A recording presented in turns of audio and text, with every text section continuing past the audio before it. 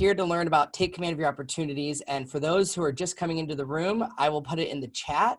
You're going to want to download this interactive PDF because that's what I'm going to use through this whole class as I go through. And we're going to go through these step by step. And I have found my top agents who are using DocuSign and getting more familiar with it. If you follow these steps exactly, you will never have an issue with DocuSign. I find when an agent skips a step, especially when we get to letter F and these 1 through 5, if you skip number 1, you're going to have issues and it's not going to autofill the contract. You're going to miss signatures. So that's why we're going to go through the process, and that's it. It's just a process. So let's get started then with command. So if this is your first time in command, I like to think of command like this, your smartphone. So I don't think anybody on this call still has a flip phone of buttons, do they? Probably not. So the reason I'm mentioning that is because this is like the phone, because the phone that you have is kind of the remote control of your life, right? This now is one device that I go on to with my phone, and I have access to my email, my text messages, my photos, Facebook, my friends, my family, everything in my life. This is the remote control of my life now. However, in real estate, we don't have that, right? In real estate, I have an app, I have DocuSign and Dotloop, I have the MLS, and we use 20 systems to do our job today, and that's not efficient. So a lot of what we've done with command is bring in all those applications into one central place. So if you've never been in command, it's agent.kw.com is the link to command. And we're going to, if you click on the KW, this icon actually pops out a tray so you can actually see all the little applets, we call them, inside of command. And our big focus today is really mainly around opportunities, yet we do need to talk briefly about contacts, because you can't create an opportunity without a contact in the system. I'll show you the bare minimum just to get through, and then over time you guys can devolve in there and look at more. Now I did say I would put into the chat the actual thing, so let me come in here and send you guys that message so I can actually chat with you. Here we go. I'm going to chat with everybody, and I'm going to put that link in here of where you can go to get this download. So if you guys are just joining us, we want to go to jcermac.com/downloads to download this document. So jcermac.com, downloads, and that link will take you to this interactive PDF. So this is going to help us. We might come back to it a few times throughout this class. I've learned in teaching this and using it that this is really just a process. Just like anything, it's no different than you learning to drive a car for the first time, right? You put the key in the door, back when we had keys. You turn the little thing, you get in, you buckle the seatbelt, put your hands on 10 and 2. It's a process. A lot of us may not be comfortable yet with the new process of using DocuSign and command just yet. So my goal is to help you and empower you to take advantage of this opportunity. So let's talk about command again, and what the heck is an opportunity? So an opportunity in our world is simply the transaction, meaning are we buying a home or selling a home? It's the opportunity to help them purchase, or to help them sell, or even help them rent. So that's what an opportunity is. And the first thing we need to talk about briefly is setting up DocuSign if you've never done that. Now, mine's already set up, so I'm not going to be able to show you how to set it up from my account. But in case you haven't done DocuSign yet, I'm going to show you the help article that's in the little PDF that I have that you guys can download.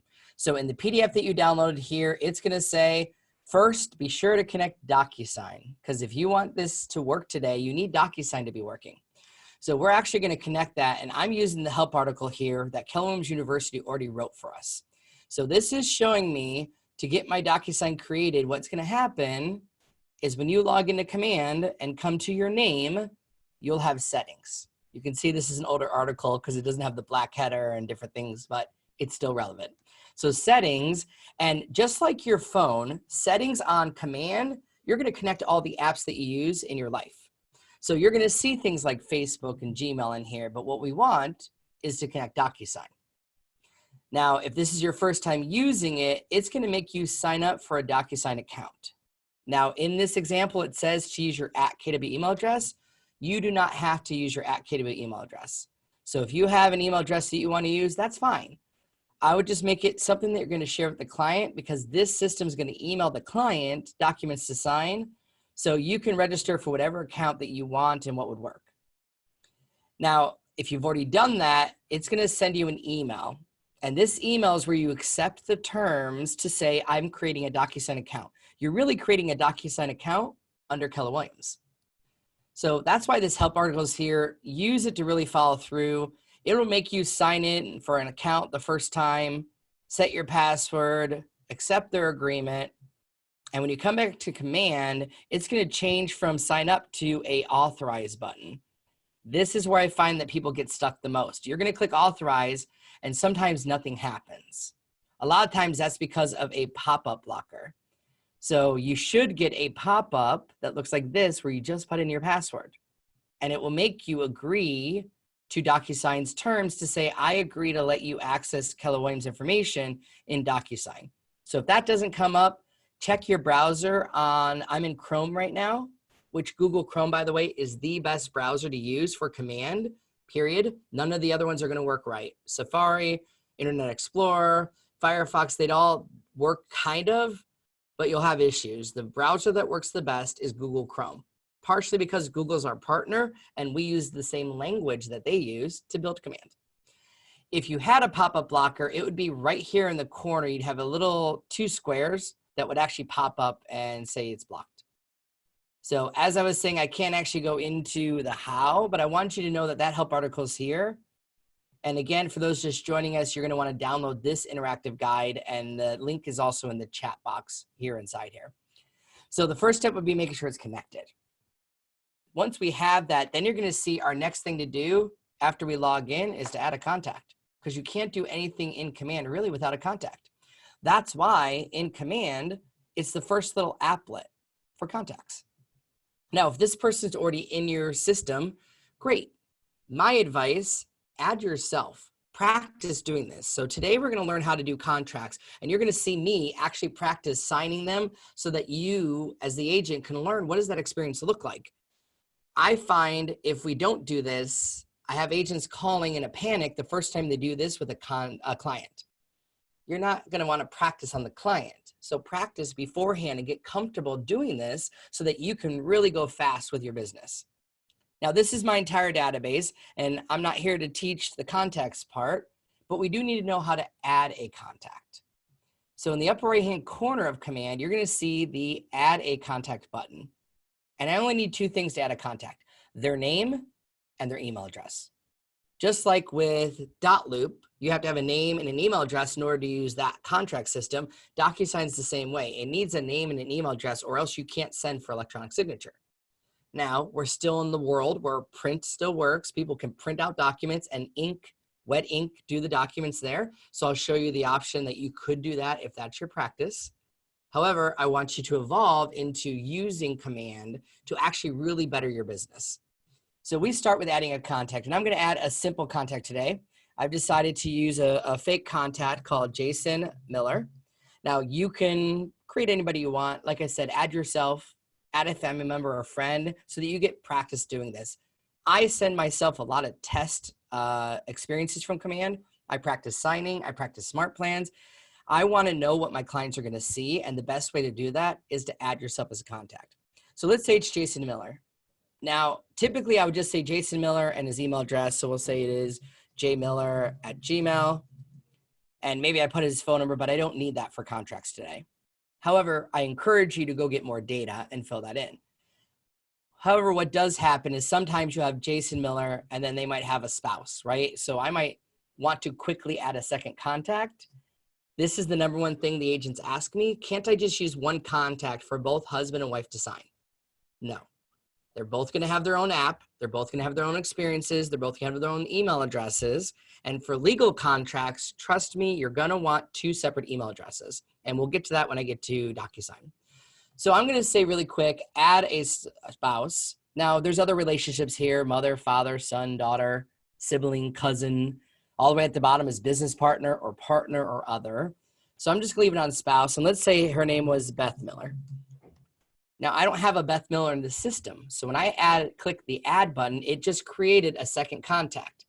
However, that only has a name. There's no email address or phone number yet. So it will create a second contact quickly. They just don't have any additional contact information yet. That's really all I need to do to get started. Now there's other stuff here. There's tags, there's all kinds of things. I encourage you, when there's time, go back and look at what else you can add. I will say under about, let's say he actually doesn't want to go by Jason. He wanted to go by Jay, like me, but his legal name was Jason. There is a box for legal name. So I'm going to put in Jason Miller here and see what happens within DocuSign, because now it's starting to auto-populate some of this info. That's all the information I need to get started. So I'm going to click create. So we're adding a contact really quick. That is step 1 of our guide, right? Add a contact.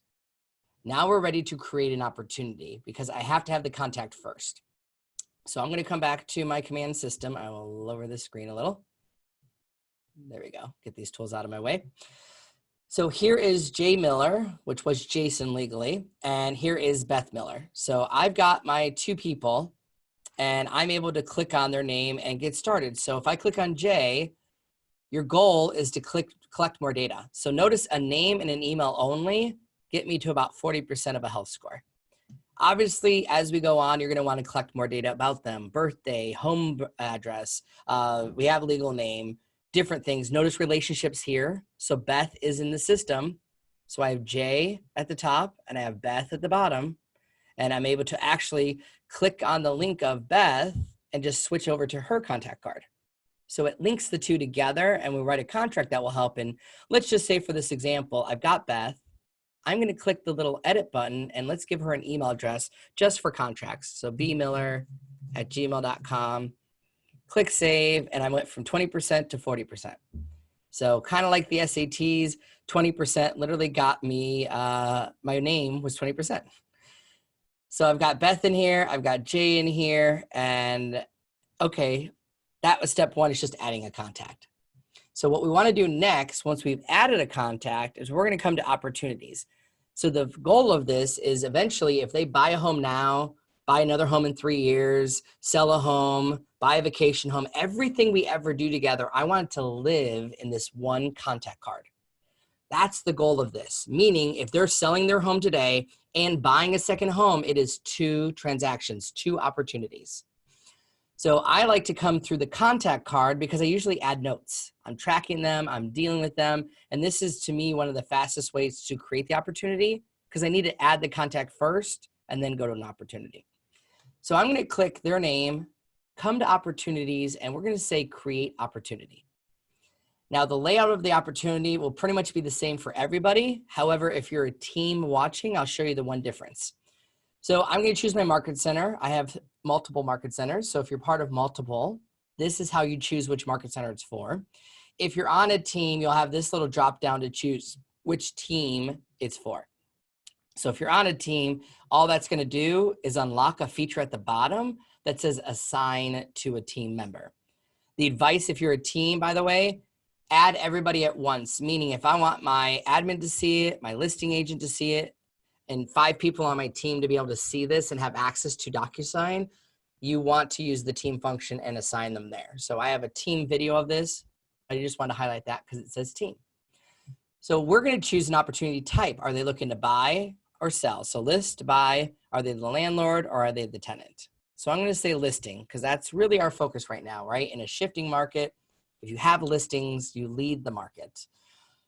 Then I've got my client. So Jay Miller's here. So my co-seller, I just have to search for Beth. So I'm able to come to this box here and type in the name here. There we go. So I'll say Beth. Now I added a Beth yesterday, but here is Beth Miller, and I'm linking the 2 together. Meaning if I went to Beth's contact card, she would have the opportunity. If I went to Jay's contact card, he would have the opportunity. They're tied together. So then it gets to opportunity name. Now, best convention is to name it with the address. Now, if you're working with a buyer, you may not have the address yet. So you can just leave it with Miller buyer if they were buying and then change the name later. You're going to want the name to be the address because in the contact card, it's going to list every property they ever buy, and the address is the best way to figure out which one it is. And for the address, we just need the house number, street name, and a unit number. We don't need city and state typically. So I might just say 123 Main Street - Miller. And that would be the way I would name my opportunity. We don't have to do the tags. So tags would be a way to group together opportunities. So I could tag it for Miller LLC, Miller Investments. Maybe they're buying a vacation home, luxury property. A tag is just a way to group together your opportunities. However, if you're just looking to go as fast as you can doing this, you don't have to do a custom tag just yet. Estimated closing date. Well, it's a listing. I don't have a closing date yet, so I'm not going to give one. It's not required because there's no little red asterisks here. Listing price, well, we haven't agreed to one yet. We still haven't met. This is a lead. Jay and Beth are thinking about selling their home, and I want to start tracking it now. And then eventually I'm going to move them between what we call different buckets. However, it does ask commission rate. This commission rate means your side of the transaction, meaning if I sell the transaction, how much money does the listing agent get of commission? There'll be a separate place for the buy side. So I would say 3% if 6% is my standard. Then it has something called a phase and a stage. This usually throws us off onto what's the difference between a phase and the stage. The phase, you can't change the name. So a phase is cultivating. That would be a bucket to keep your contacts in of opportunities that are thinking about buying or selling. Appointment would be, we moved it over to appointment. Once we're under appointment, I would move it to the active stage because we would get people that sign the contract. So the phases, you move between those. The stages, on the other hand, you guys get to customize the entire stage. So I'll show that more when we get into opportunities on that side. To start, this is a lead. So I'm just going to leave it on cultivating and watching. And that's it. So what I've done here is in contacts, I had a contact, clicked on opportunities and said create opportunities. We chose our market center, which might already be defaulted for you. We chose the type of opportunity, which was listing. I've got my 2 clients, the opportunity name, which should be the address and whatever else you want to put after it. And then what information I have currently. I'm hoping to get 3% on my side of the sale, and we're going to leave these 2 alone for now. So we click create opportunity. And that's just creating the opportunity. Now, sometimes it pops up like this. I don't like working out of that little pop-up. This is what will happen now inside our contact card. So your contact card is showing you Jay Miller has 1 opportunity. See how the naming of the address makes sense? Because if I had a separate home, it would be another address and another one and another one. So if it just said the word Miller listing or Miller buyer or buyer Miller, I wouldn't know which property it's for.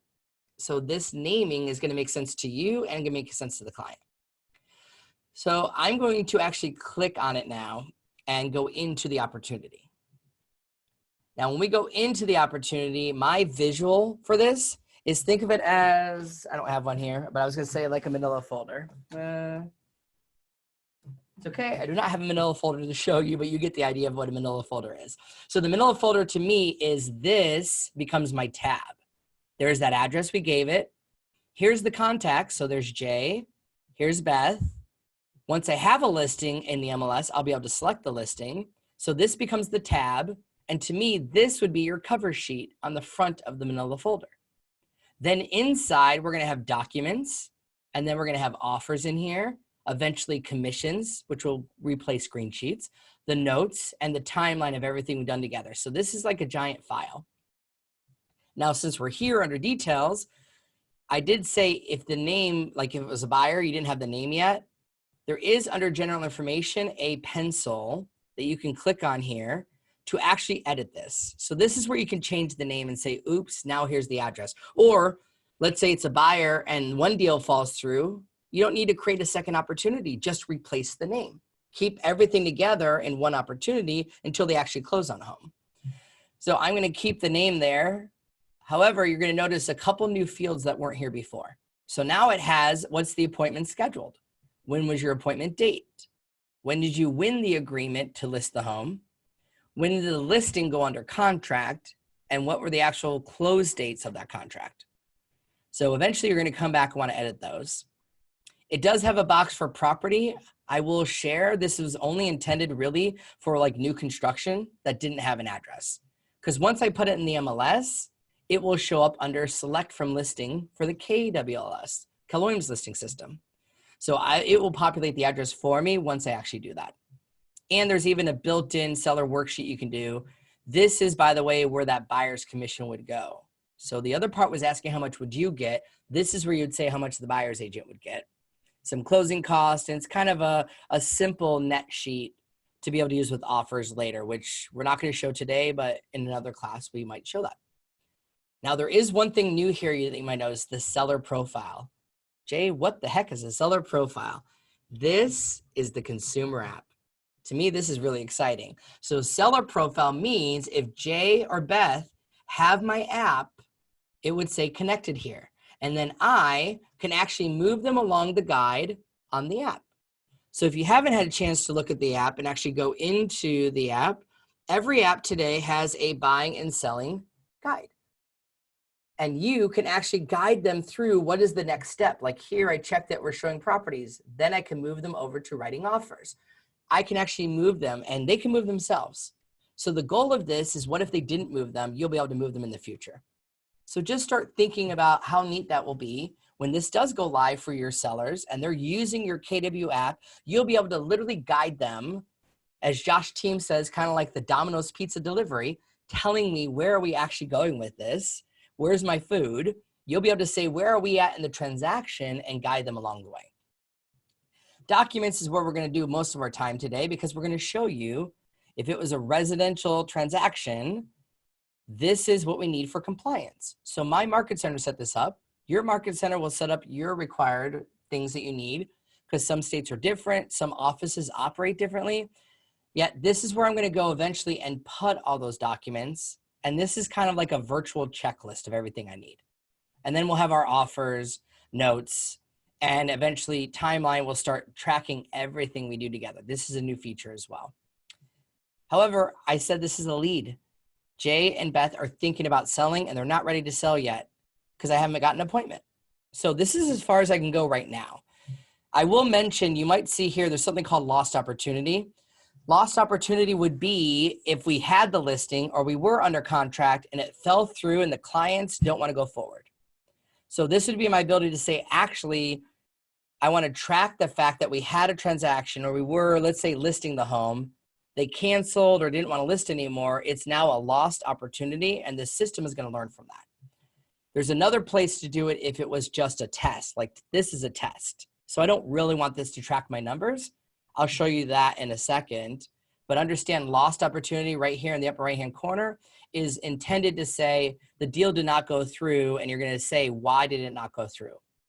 This is going to teach Kelly, our artificial intelligence, what is happening and why did the deal fall through. So eventually you'll be able to run like a report. Maybe the report is the last 5 deals fell through and we realized every time it fell through, it was maybe scripts or something else. And I'll be able to come in here and actually modify that and I'll learn from that. So it's going to be your ability to just keep track of these. So I'm going to come to opportunities now because opportunities is my view of everything. So opportunities in command is on the left-hand side, looks like the handshake. That is your opportunities and this becomes your sales pipeline. So I'm here under my name and this is all of my listings, all of my buyers, any of my leases, how much of my business is listings versus buyers versus leases, a tracking of activity, meaning how many opportunities did I have open each of these months. And at the bottom, if I have any closings for the month, they would show up here. Notice they're showing up for March. I don't see February or January anymore because this view is meant to be your 30-day view. So in 30 days, I'm looking at my pipeline now and I see in listings, I have 1 in the cultivating bucket. That's what we talked about, or the phase, they call it. I then have 2 in appointment, 6 active listings, 2 under contract, and none of them are closed yet. And on the right, it's telling me my potential income, meaning if everything closed in my pipeline right now, I might make over $85,000, which would be awesome. Unfortunately, most of these are test right now. So this is me testing it out. I have a couple referrals out there that are in this pipeline that I'm tracking as well. Same thing with buyers. So my leads that are thinking about buying, then I'm going to move them to the appointment because we met about buying a home. Then we'd actually be actively looking to buy a home because they signed the buyer brokerage agreement. Then we'd be under contract and everything. Our our ability to actually track all these, right? And move everybody along the way.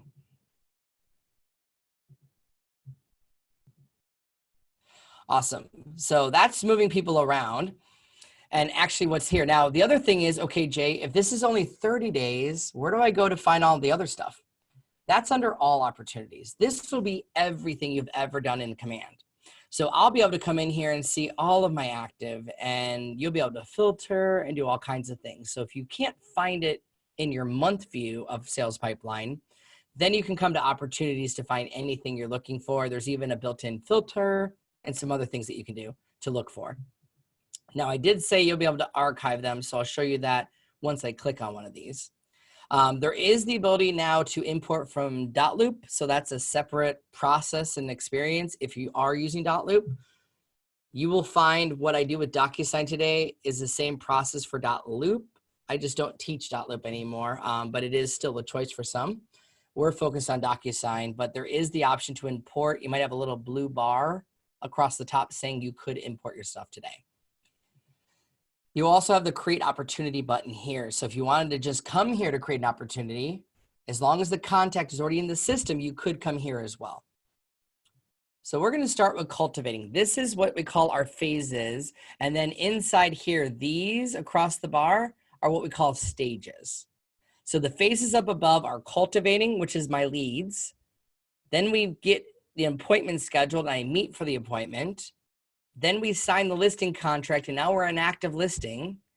Then we go under contract and ultimately that leads us to closed, which in our world is payday.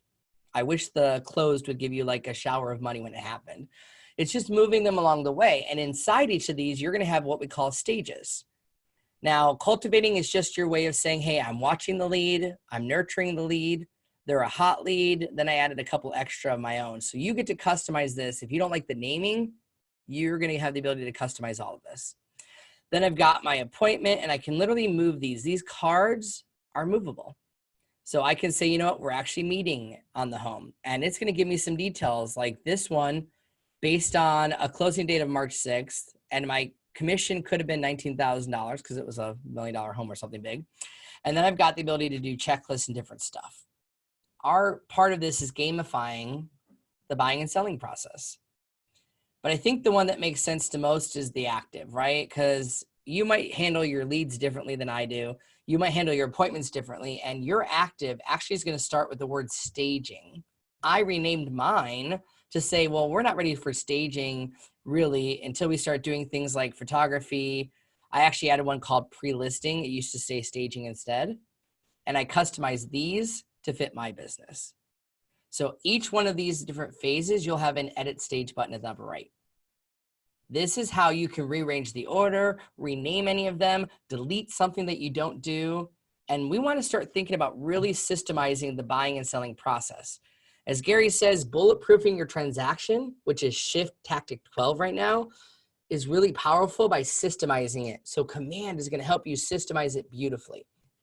So this was called staging, and I came to the right and hit the little pencil and renamed it to say pre-listing because I'm not ready for staging yet. I have a whole checklist of things I do pre-listing the home so that we accomplish those things. The probability score just means as I get closer to payday, what's my probability of making that money?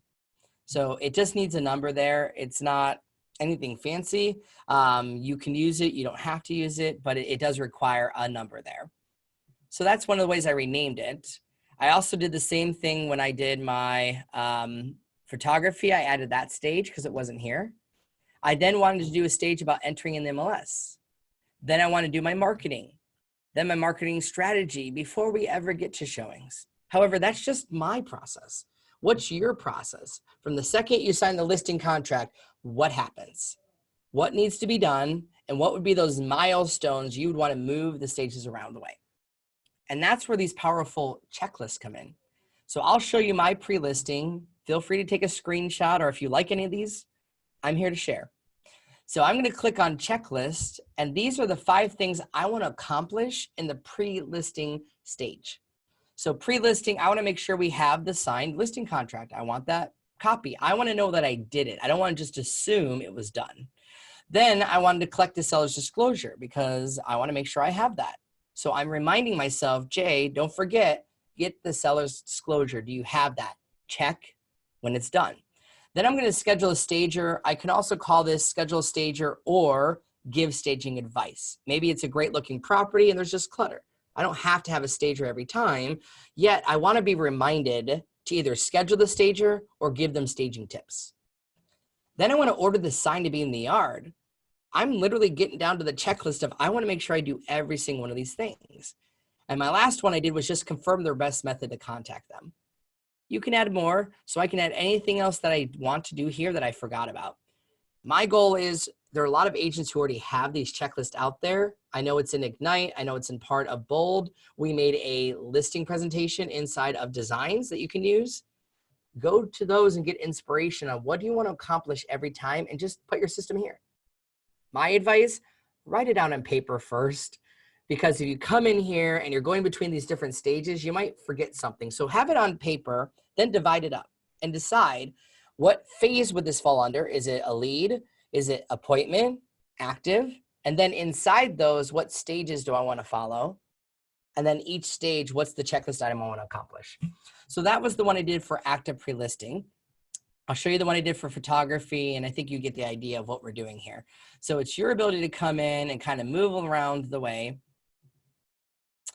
And here's the one I did for photography, same concept. For this one, I wanted to make sure that I actually did things with it. So my photography checklist, come on, it's being a little slow right now. There we go. Was schedule the photos, or photographer, I should say. Actually, I'll edit that one. So you can always come back and edit and delete. Schedule photo. Okay. I want to verify that the photos are great. Maybe verify them with the clients, and then I want to upload them to the MLS. So I'm kind of doing my checklist here. I might even send it out to get digitally touched up using a flyer. I can add in here, create flyer, but that'll be under my marketing. Enter in the MLS, you get the idea. I'm just going to edit all these stages along the way with the goal of having everything come in. So we're actually following through. What do you want to have happen? I made marketing to do my marketing pieces, a social media strategy, something I want to make sure every one of my listing clients know is when I list your home, I have a strategy around that. Post on Facebook. We're going to do our mailers with postcards and different stuff, and I can leverage Command to do all of that. So I'm going to come back to listing stages, and here is my ability to move all these cards around. So again, your goal is to customize what's your stage. So if I was here under this one for photography, we did the photos. Now I want to enter in the MLS. I just click and drag it over. So let's say I did it in the MLS and I move this card. Here are my checklists.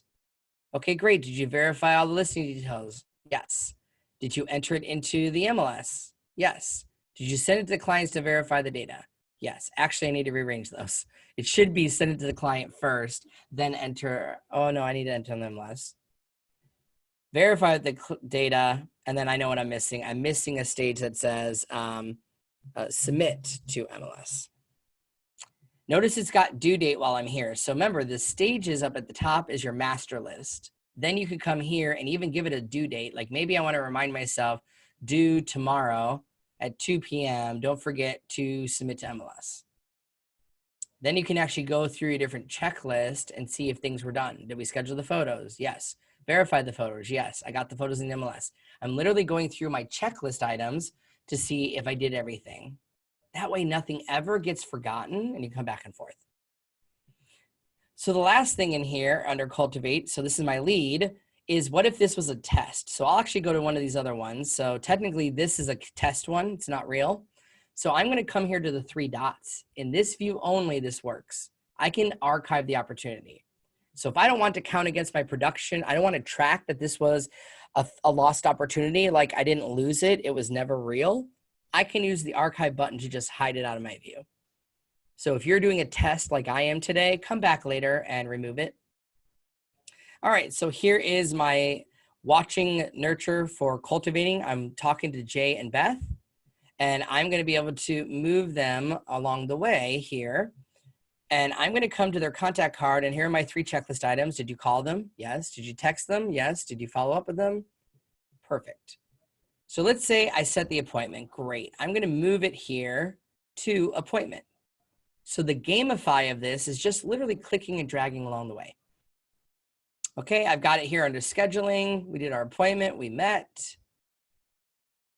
Reschedule, and now I want to move it to signing the listing contract, which means now's my time to actually do the contracts. So hopefully that explains some of these stages and phases here. The fastest path to getting paid, as I shared from this PDF, would have actually just been to start the transaction and then go directly to documents to start DocuSign. But since we're talking opportunities, I didn't want to miss the opportunity to talk about that and share with you to start planning your listing and buying experiences and set that as one of your priorities now. While the market is shifting, we still need to talk to people, yet it's more important than ever to truly systemize your business so that you can bulletproof the transaction. So I'm coming back to command now, and we're going to come back here to the dashboard, and I'm going to click back into Jay and Beth's contact card. So we're in the opportunity itself, and now I'm ready for documents. They want to sign a contract with me. They've agreed to hire me. Great. I need to now access the listing contract and have them sign it. So we're here under opportunities inside the opportunity itself, and we came to the document tab. Now, this step of our PDF here, and if you're just joining us, the PDF is available at jcermac.com/downloads. This is an interactive PDF, and following the guide here, we would be on C, we just did. Letter D is to come to start a transaction. So we're going to be starting the transaction here. And if you're missing this button, it's because you missed the first part of it, which was connect your DocuSign account. So we have a help article on how to do that. But if you do not have a button here that says start a transaction, that just means you haven't done that part yet. When I click here, though, I have both DocuSign and Dotloop connected. I'm only teaching DocuSign, but I wanted you to know if you aren't comfortable with DocuSign yet and your market center or you want to pay to still have Dotloop, it does work in here if you wanted to do that way. The difference is you actually have to come into the system this way to do it. So you can no longer go to Dotloop directly and start an opportunity, or a loop there, I should say, because the loop will not talk to command. You have to initiate every opportunity from now on from command one time. Then you can go to Dotloop or DocuSign as many times as you want after, but it has to be done this way first for it to work. So we're going to click Start a Transaction and choose DocuSign. Now this is going to take me to the DocuSign window, and I find it makes you sign in one time a day because DocuSign has a 24-hour timeout. So you just sign in once. It already has my information, so I'll put in my name, my email address, and password. So this one, because it makes you log in, you might want to write it down so you know what it is. Oops, wrong password. See, why you should write it down. If it comes up like this with two choices, my National Association of Realtors gave me a DocuSign account as well. I just want the Keller Williams one. So you'll choose Keller Williams there. This is what we get to called a DocuSign room. So if you ever use Dotloop, that was called a loop. This is called DocuSign rooms, and this part is a room is just like a loop. So what we're doing in this document here, if you follow along, is now we're on to actually letter F. So we created our contact when we logged into command, created our contact, created the opportunity, started a transaction. Now we went to the transaction, now we're on letter F. This is the most important process. If you skip any of these steps, this will not work for you. Just telling you now. So again, download this if you don't have it. All right, so I'm going to come here really quick. Excuse me. Okay, and you're going to see my checklist for a listing. So residential listings, my market center needs, my residential listing agreement is required, a tax record, the MLS, and a seller's property disclosure. Everything else here is conditional, meaning we might need it, we may not. So I'm coming to DocuSign, and our step one isn't with documents. Even though it took me there, the name from command came right over into the room, but I don't start with documents ever. I always start with details. Details first. Now, good news is it's starting to bring things over. So a lot of agents have asked me, it wasn't populating before, but now it's going to populate the client's information. So this is an improvement. We're making these strides every day. So now if you have a contact in command, it will autofill into DocuSign now onto the right-hand side. So it filled in my seller 1. It filled in my seller 2. It filled in me as the listing agent. I have a couple tweaks I'll show you. And then anybody else that I would need on this transaction. The left side of this is going to be the details I need. Now, it still didn't pull the address, so I just have to type it. And if I'm doing a listing, I only need to fill out the listing details. Everything else on the left, I don't need yet. It's just a listing. So we always want to come to step 1 is details and click edit. When I click edit, I usually go either left and right, whichever way you want. So we're going to start with the left, and I'm going to say 123 Main Street, whatever the address really is. And I'll just use my local area, Fort Lauderdale, Broward County, Florida, zip code, and that's all I need. I don't need property type, year built, or special circumstances. Listing details, we are doing a listing, so I'm going to use today's date for the listing. So I click it and the calendar pops up. And let's say we expire in 5 months or 6 months. 1, 2, 3, 4, 5, 6. Perfect. So I'll have it expire 6 months later, and the listing price, maybe we agreed to list it at $350,000. Now, I don't need a current list amount, local, any of this other stuff. I just need that. I don't have an offer yet, so I don't fill that in. I don't have a high bid, no closing details yet. I can just fill in this much information. On the right side, I do have the client. Now, here's my advice. When you're testing this, test it with yourself first, but always get your client's individual email address. However, technically, DocuSign will let you use one email address for 2 signers. However, I'm going to tell you, if you went to court and it was the husband's email address and the wife says, I didn't sign that, and it's under his email address, how do you prove that they signed it? So for legal reasons, don't do what I'm about to show you, which is I'm going to practice signing this so you can see what happens. So I'm actually going to change seller 1's email address to my own. So I'm going to change it to my own email address just for purposes of testing. Same thing with Beth Miller. Now remember, it does pull his full name. Okay, so Jason Miller is his legal name. I've got Beth Miller's information there. My information came in, but here's the trick. Fix the company name. It may not be the right brokerage name. So ours is Keller Williams Realty Professionals. That part's all right. And then I'm going to add the address, Fort Lauderdale. I'm doing this because it's going to fill it into the contract for me, which is great. So Florida, and then 33308. As we keep moving forward, they'll populate more and more of this.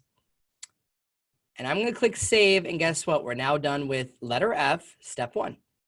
The details are done, which means now I'm ready for the documents.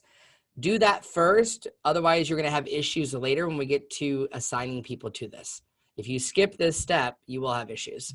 So we're going to do DocuSign now and documents. And I have a couple things I can do. Under add here on the right, from the computer would be a PDF. So if you're the listing agent later and you get an offer, like a purchase contract from somebody, you would take it and put it from the computer into DocuSign and add signatures for your clients. But we're going to use DocuSign forms to get the state forms. Now, you'll have to check with your local MCA or your compliance person if this is set up in your area. I know there are still, most areas should have this set up, but it's possible it may not be. So just check with your MCA. In our world, we're already connected. If this is your first time connecting, by the way, it will make you sign in with your National Realtor ID. For this to work, it's going to talk to the National Realtor Association and verify who you are. I've already done that. So under DocuSign Forms Library, I have my Florida Association of Realtors. So if you're in Florida like I am, you'll have access to every addendum, every contract, and everything the state has on file. If you're in another state or you have multiple boards, you'd have those in this select list here. So those are some ways that you could access these contracts. So in this case, I need to find my listing agreement. So I'm going to say listing, and I want my exclusive right of listing. So I don't want to select all. I just want this one form. And then I also want a property disclosure. I have to keep selecting them all. All right, so I want I'll just do the residential one.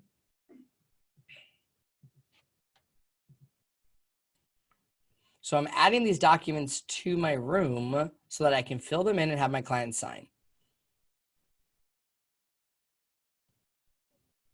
Okay, so it accidentally clicked every single form possible. I'm on a new trackpad, so that's not what I wanted to do, but hopefully that won't happen to you. However, everything I need is in here, so I'll just go get my listing contract and I'll hide everything else. Okay. Now, what I would do is actually click on this to go in and fill in the details. So when I click on the listing agreement, you're going to see everything that was in the details window populate into here. So that's one of those things that I can start doing to pre-fill this in. So as that's loading, your DocuSign here says step 1, go to details first. Step 2, go to the documents and add the DocuSign forms. Now we're on step 3, which is click the document to fill it out. Here we go. It populated. There are my clients' names. Here's my brokerage name, the listing details, some of the information, and everything is still fillable. So I can override this, change the numbers. Maybe we want cash conventional only. I'm not here to teach how the contract works. That's your broker's job. However, I just want you to see that everything in here is fillable. Notice there's no signatures because we're not signing. We're just data entry filling it in. So if I have everything filled in the way that I want to, I'm going to check a box here. Everything's in, then I'm going to save and close this. So we're just creating this so that you can edit the document and fill in the details. Then it's going to prepare it to send it for your clients to sign. Now I have the listing agreement and I also need the disclosure. So I'm going to choose this. And when I click this circle here, notice a toolbar pops up. When I uncheck that, no toolbar. So you want the toolbar and you have the option to copy this document. You can move it to another room. You can email it to somebody if it was a PDF. What we're going to do is DocuSign. We're going to actually sign this contract electronically. So I'm going to click the DocuSign button. And what it's doing is putting it together in what we call a digital envelope to package the files together and then get it ready to send to your clients. There's a couple tricks with this. So the first thing is envelope name. Please, please, please name it. Don't leave it with please DocuSign. Because agents will call and ask me, I can't find which of my files and which envelope is this? So my advice is always name it with the address. So I know it's 123 Main Street. Then I'm going to add the documents that I did. Now I've typed this before, so it populated for me, but it would do something like this: 123 Main Street, listing contract, seller disclosure, and something else that you add. Now here is the listing agreement.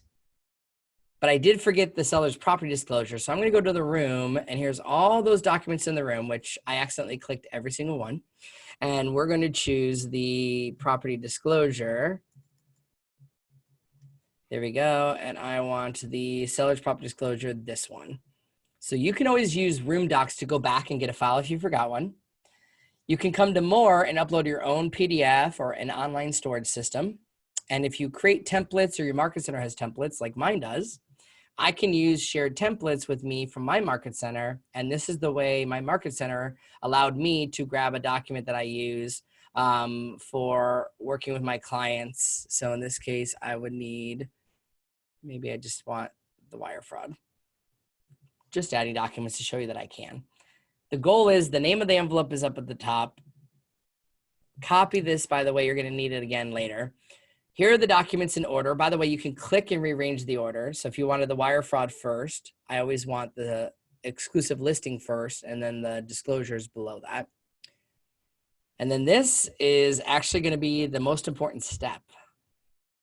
Add recipients to the envelope, meaning who is signing. And if this is a state contract, you have to choose pre-tagged roles or the signatures will be blank.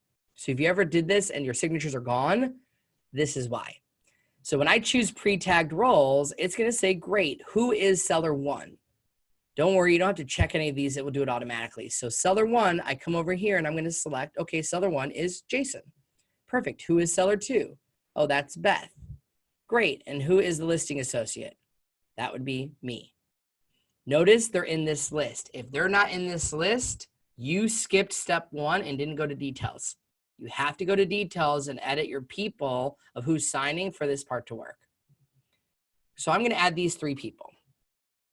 Now, here's the neat thing. They're all going to show up with a 1 next to their name. A 1 means I'm going to email you all at the same time, and you're all going to sign right now.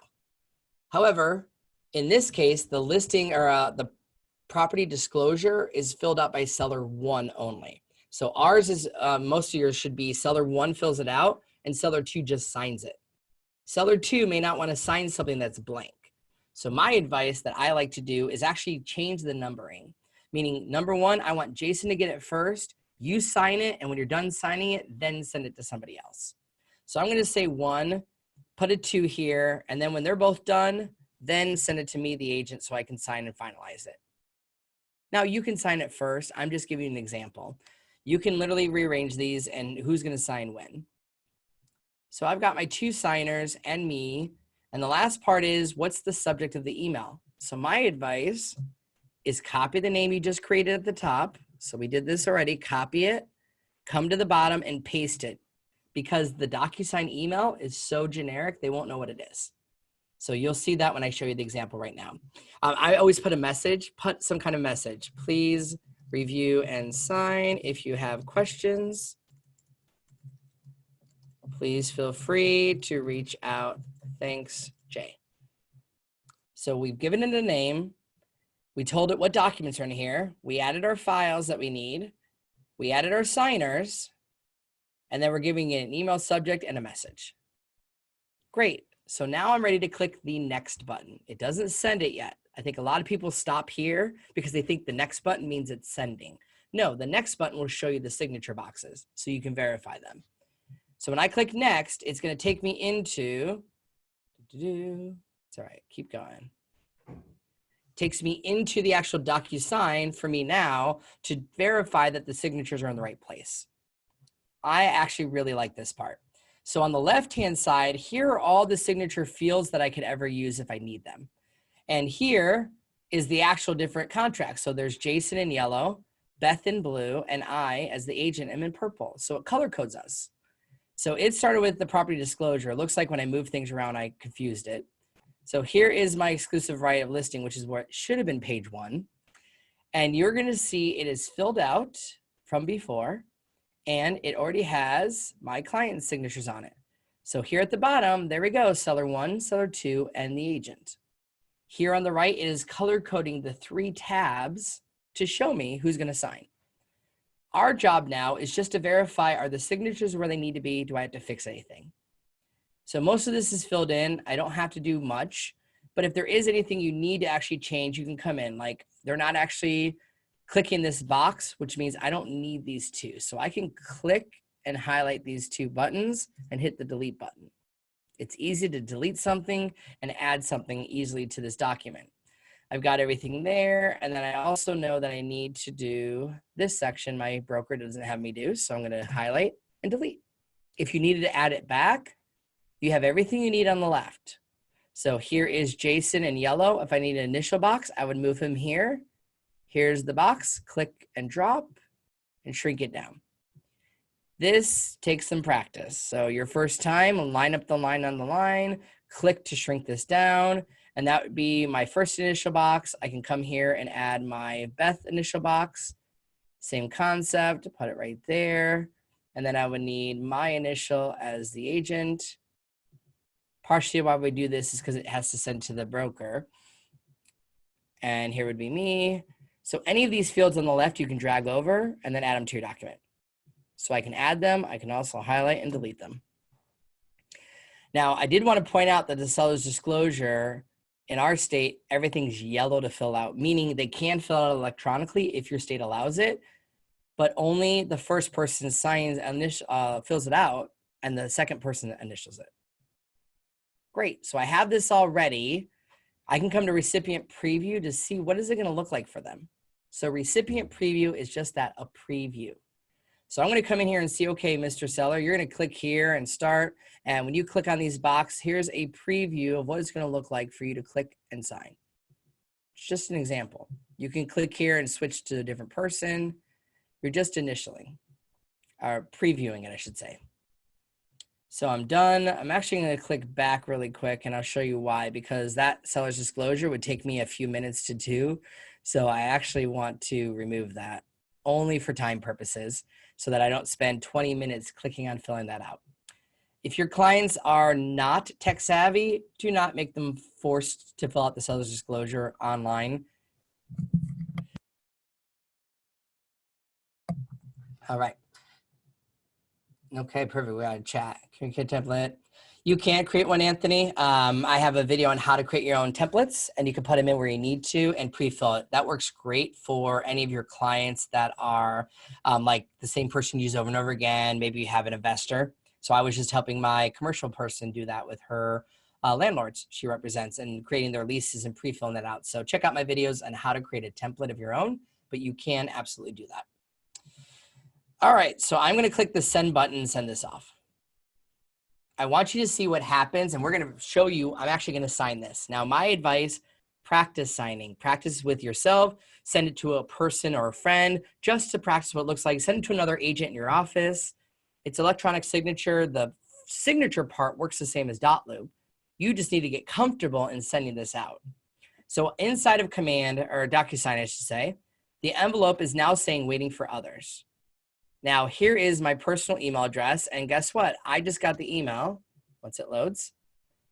Here's what the email looks like. Please DocuSign 123 Main Street. See why it's important to put the address and information in the email subject? Because when I click on this, otherwise it would have just said, please DocuSign. The message says, Jay sent you a document to review and sign. That's it. It's so generic. Please put a note in there. That's what I had to learn to do. So then I said, Jason, please DocuSign exclusive right and blah, blah, blah. Thank you, Jay Cermak. So I'm putting in the information so that they can actually sign this. So I'm going to sign this as the client. So if you've never done this before, you're now watching me sign as the client. Obviously, for legal reasons, don't sign your client's documents. This is for training purposes. So it's going to say, do you agree to use electronic signature? Yes. Great. Continue. Start. I click the start button and it takes me to the first initial box. When I click it, it's going to give me a prompt. Hey, Jason Miller, here is your preview of your signature. You can also come here to draw your own if they want to do that. They can also upload it from a document somehow, or they can even come to select a style and change it if they want something more fun. Odds are most clients are just going to click the first option that's available. So I'm going to hit adopt and sign, and you're going to see if I scroll back up, it added the initial. Great. So what's the next box? It's just going to take me to the next one and the next one, this one. I'm literally going through each prompt, and I can click all these and go through everything I need to sign. Now, if I skip something and I hit finish, it's going to take me down here and say required. If I try hitting finish again, required. So it doesn't let them accidentally not sign something. It's going to say, don't forget to do this. Here we go. He signed it. Finish. And now seller one has signed. Now I'm going to get a message as the agent telling me, Jay, they signed. It is going to encourage them to create an account. Tell your clients to sign up one time because they can access these files anytime online that they want. So I can sign in there, but we're not going to do that. I'm just going to say close. Perfect. So then I'm going to come back to my email, and guess what? Now it's on to seller two. So now it's going to come to, uh-oh, did I not change her email? Let me come in here and see what I did. Oh, I left her email signature. Dang it. Sorry, I didn't change it. So whoever B. Miller is, they just got a contract from me for test. See why you want to change those to test them out. It's okay. It would allow me to sign it. So I'm going to say correct here. Oh, good. I'm going to correct this, and I'm going to change that to me. Maybe I can fix this. See, I learned things with you. Send the correction. Well, that's neat to know. So good. You can actually change it and then send the correction. And then I'm going to come back here, and there we go. Now I got my message for Beth to sign. See, hey, Beth, please DocuSign this. So good. Now I'm able to do that. So I'm going to review that document and sign as Beth. So seller one did it. Now you're going to see Jason's signatures. So when I click continue here and come to the first box, there's his initials. So now she will see everything he signed. Same thing. What is your initials? Adopt and sign. And I'm able to come into each initial box. And now I'm just signing as the other client. And they're seeing everything that was signed and done. And just like that, now they're finished. So I'm now going through seller one, seller two, and it's going to email me that they've signed. we're almost done. I know we're at 3 o'clock, so thank you for hanging out just a few more moments, and we will be done with this. So the next thing is, then it's my turn to sign. Now, I can go to my email to see that they signed. I will get an alert as a realtor telling me they signed the document. However, if I was just in DocuSign and I come to the envelope, it will tell me these two have signed and you have a sign button right here. So you could just sign from DocuSign. You don't have to go to your email to do this. I'll click sign this time. Now I'm signing as the agent. It already knows my signature and that I agree. Click continue, start, and I see their initials. And now I'm going to sign as me.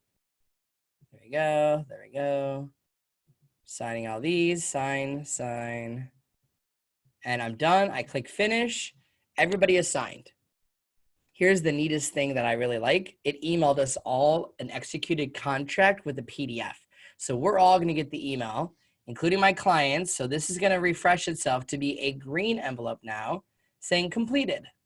And in my email and the client's email, they would have gotten an email saying, congratulations, completed.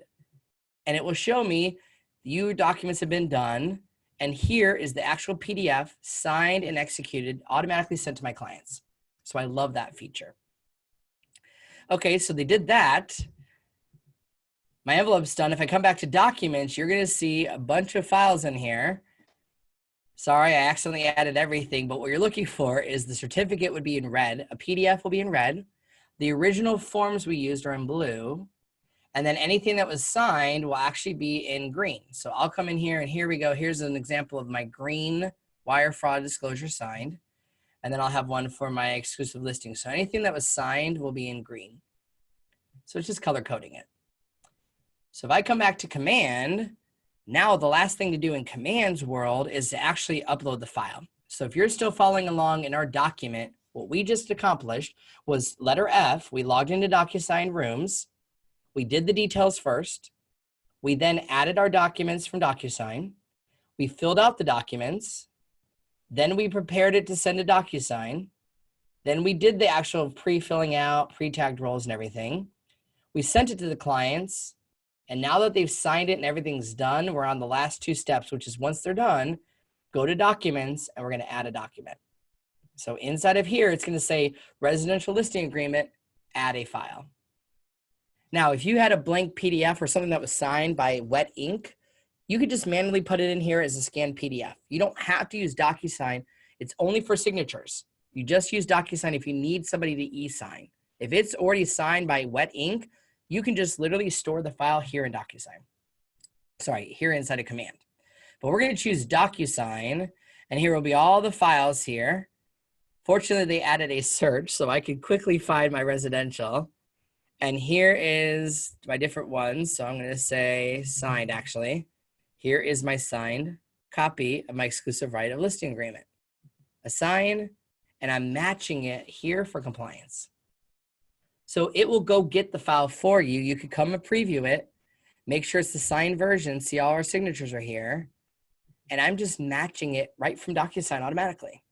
And just for this example, I'll add a file as well. Let's say I did have my sales disclosure. I could say disclosure. I'm describing something just as an example. It's just showing you that it's going to go talk to DocuSign. Because I started it from command to DocuSign, the two are linked going forward. Now, there's two things in here, by the way. I have the ability with all this. You could hit attach multiple files. This will let you go, okay, where's your tax file? Great, here it is. It needs to be PDF. There we go. Where is your MLS sheet? Click here to go get it. Here it is. I'll just use the same document. And I'm just doing this to show you anything you need. This bulk adding is a faster way to do this. So I've got that one there. I've got this one here. And once this is done, I'll hit the attach button. And I'm basically just adding all the files that are required. Perfect. So now it's added the things that I need here. Now, if you need to chat with compliance, there's this option to add a comment saying, hi, how are you? Add reply. So this is your ability to chat with your compliance person or your broker, or whoever's looking at your files, if you have any questions or something special. Ultimately, then we would hit submit to Market Center, and this sends it off for review once you've done everything you're supposed to. And that's really what you need to do to start with getting used to DocuSign. Everything starts with this handout. Log into the command, add a contact, all the way down till submit to MCA is what you have to do to get this going. In the future, what we'll do is divulge this to now do offers to unlock commissions. Not every market center has moved to use the commission tab yet, but this is the future of what you're going to do with the transaction. So to recap everything we did, and I'll stay on to answer so many questions in Q&A, is we added a contact, we created an opportunity, we came to the opportunities itself and customized some of our stages here, like my pre-listing stage, to move around our card of people.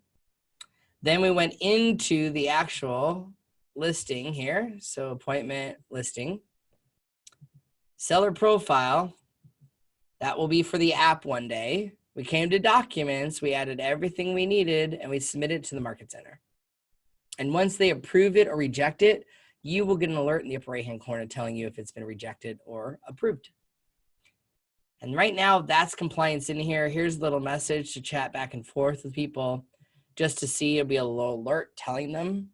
And this go to transactions, how I get back to DocuSign if I ever need to come back, find my files, look at my envelopes, and manage my transaction all seamlessly. So thank you so much for this part of it. I'm going to stay on for a few more Q&A. Again, you can download this PDF, jcermak.com/downloads, and follow it along. And I'm going to hang on here for more questions. All right. Anybody have a Q&A and want to raise their hand or ask any questions?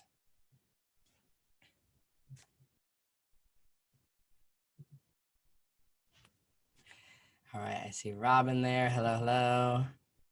Let's see who's on camera. All right, we've got a few people. Anybody have any questions they want me to answer about this? Here we go, we got a chat question. Perfect. Yes, I'll be having more of these. So the goal is I do a lot of training between different market centers, and my value is to keep bringing this for market centers. The one we're doing today is part of my coaching program for market centers. I bring the live stream to their agents remotely so that they can bring value, and then I coach the market centers every Monday. But yes, we'll bring more of these. I've actually got one Friday that is open to everybody if you guys want to attend on Profit Share. So I have I'll say it this way. I have a Facebook page, so let's take you to my website really quick for those that do want to. You can actually check out my Facebook page, Jay Cermak Trainer Extraordinaire, and I will be live streaming on tomorrow, 2 p.m. to 4 p.m. on how to grow your profit share tree. Probably won't take 2 hours, maybe an hour and a half, but that's open as well, and there's tons of content and videos on YouTube as well. Well, thank you. I appreciate that you found it valuable. Anybody else have any questions or anything else before we end the call? Perfect. You're welcome, Robin. I'll go ahead and have this sent out so that your market centers and agents who weren't able to attend can watch this after, and we will share the recording as well. All right. Thank you guys for spending the afternoon, and have a great day.